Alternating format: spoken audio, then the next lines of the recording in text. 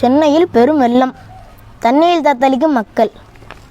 என் தலைவரை, சென்னையில் ஒண்டியும் எப்போ மழை பெஞ்சாலும் தண்ணி தேங்கி நிற்கிது. அதுக்கு என்ன தலைவரை காரணம்? கூவத்தில் கொண்டு போய் குப்பையை போட்டால் அப்புறம் நம்ம குந்திருக்கிற இடத்துல தான் தண்ணி வரும். அதை ஒன்றும் தடுக்க வாய்ப்பு இல்லையா தலைவரே? ஏன் இல்லை?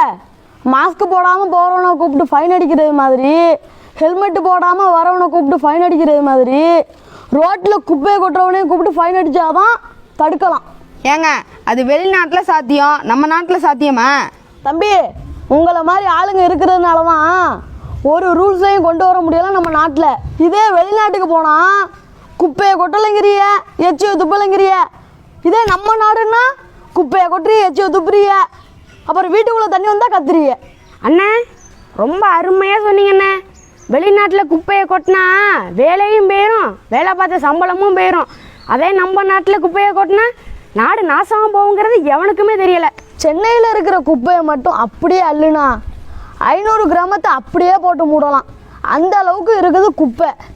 எந்த ஏரிக்கு போனாலும் குப்பை, எந்த ஏரியாவுக்கு போனாலும் குப்பை. தலைவரை, அப்போ குப்பை சென்னையில் ஒண்டி தான் கிடக்குங்கிறீங்களா? நான் சென்னையில் தான் குப்பை இருக்குன்னு சொல்லலை, குப்பை மேலே தான் சென்னையே இருக்குன்னு சொல்கிறேன். பிளாஸ்டிக் தான் தடை பண்ணிட்டாங்களே தலைவர். பிளாஸ்டிக்கை தடை பண்ணிட்டாங்கப்பா, ஆனால் பிளாஸ்டிக்கை தயாரிக்கிற கம்பெனி என்ன தடை பண்ணலையப்பா. அப்படின்னா இதில் அரசியல் இருக்குன்னு சொல்கிறீங்களா தலைவர்? இதில் அரசியல் இருக்குன்னு சொல்லலை தம்பி, நம்ம நாட்டை சுத்தமாக வச்சுக்க நமக்கும் கடமை இருக்குன்னு தான் சொல்கிறேன். அண்ணா, குப்பை எங்கேருந்து உருவாகுது?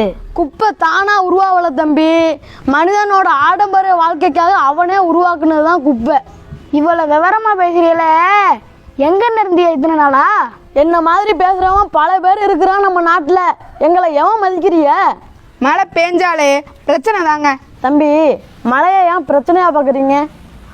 மழையே பெய்யாமல் கஷ்டப்படுறாங்க சோமாலிய நாடு, பேஞ்ச மழையை தேக்கி வைக்க தெரியாமல் கஷ்டப்படுது நம்ம நாடு. ஒருத்தனுக்காகவே பெய்யும் மழை, ஒட்டுமொத்தமாக தான் பெய்யும் மழை. நம்ம ஒழுங்காக இருந்தா தலைநகரத்தில் இருக்கிற தண்ணி தானாக வடிக்குங்கயா. சென்னையில் மழை பெஞ்சதுன்னா செம்பரம்பாக்கம் ஏரியை திறந்து விட்றதும், அதே கோடை காலத்தில் தண்ணி இல்லைன்னா சென்னை மக்கள்லாம் தண்ணி காண்டி பறந்து விழுவுறதும் வழக்கமாக போயிட்டுங்க. அட ஆமாங்க, நீங்கள் சொல்கிறது சரிதாங்க. தண்ணியில் தத்தளிக்கிறதும் சென்னை மக்கள் தான், தண்ணி இல்லாமல் தவிக்கிறதும் சென்னை மக்கள் தான். அப்போ கிராமத்தில் பிரச்சனையே இல்லைங்கிறீங்களா? தம்பி, அது சென்னையில் நடந்தால் தான் நியூஸு, கிராமத்தில் நடந்தால் அதெல்லாம் அவங்களுக்கு கால் தூசு. கிராமத்தெல்லாம் கண்டுக்க மாட்டாங்கய்யா. சென்னையில் 1000 பேர் வந்து போகிற இடம், அங்கே தான் கவனத்தை செலுத்துவாங்க. கிராமத்தில் இருக்கிறவங்களாம் நிவாரணம் வாங்கி நிம்மதியாக இருக்கிறாங்க. சென்னையில் இருக்கிறவங்களுக்கெல்லாம் என்ன கிடைக்கிது? கிராமத்தில் இருக்கிறவங்க நிலம் வச்சுருக்குறாங்க, நிவாரணம் வாங்குறாங்க. நீங்கள் தான் பிளாட்டை போட்டு நோட்டை வாங்குறீங்களே, அப்புறம் எங்கேருந்து நிவாரணம் கிடைக்கும்? அடுக்குமாடி குடியிருப்பில் இருக்கிறப்பெல்லாம் அருமை தெரிய மாட்டேங்குது. ஆற்றுல குளத்தில் உள்ள தண்ணியெல்லாம் வீட்டுக்குள்ளே வரப்போ தான் கிராமத்தோட அருமை தெரியுது. ஒரு ஓரமாக நின்று ஓலாவை புக் பண்ணி ஒரு கம்பெனியில் போய் வேலை பார்க்குறது தான் வாழ்க்கைன்னு நினச்சிக்கிட்டு இருக்காங்க. ஆனால் இயற்கையோடு சேர்ந்து வந்தாதான் இன்னொரு தலைமுறையே இருக்குன்னு ஏன் இவங்களுக்கு தெரியலை? வேலை பார்க்காம இயற்கையாக பார்த்துக்கிட்டு இருந்தா சோறு யாரும் சொந்தக்காரனை வந்து போடுவான் அவங்களுக்கு. வேலைக்கே போவேனான்னு சொல்லலையா, சுயநலமாக இருக்காமல் பொதுநலமாக இருக்குன்னு தான் சொல்கிறேன். யோ, நீங்கள் திண்ணையில் உட்காந்து சென்னையை பார்த்து பேசுறியா? ஒரு நாள் அங்கே இருந்து பாருங்க, உங்களுக்கு தெரியும். தம்பி, செத்த நாள் ஏரியா என்ன வர்ற புயலை வழியிலே தடுக்க வழி இல்லையா? வழி இருக்கு தம்பி, ஏன் இல்லை? கடற்கரை ஓரத்தில் பனைமரங்களை வளர்த்தா புயலோட வேகத்தை அது கட்டுப்படுத்தும், பெரும் அளவில் பாதிப்பு இருக்காது. என்னங்க சொல்கிறீங்க? பனைமரத்துக்கு அவ்வளோ பவரா? ஆமாம் தம்பி, நீங்கள் கஜா புயலை பார்க்கலையா? 1000 மரங்கள் அடியோட சாஞ்சப்ப பனைமரம் மட்டும் அசையாமல் நின்னுது தம்பி.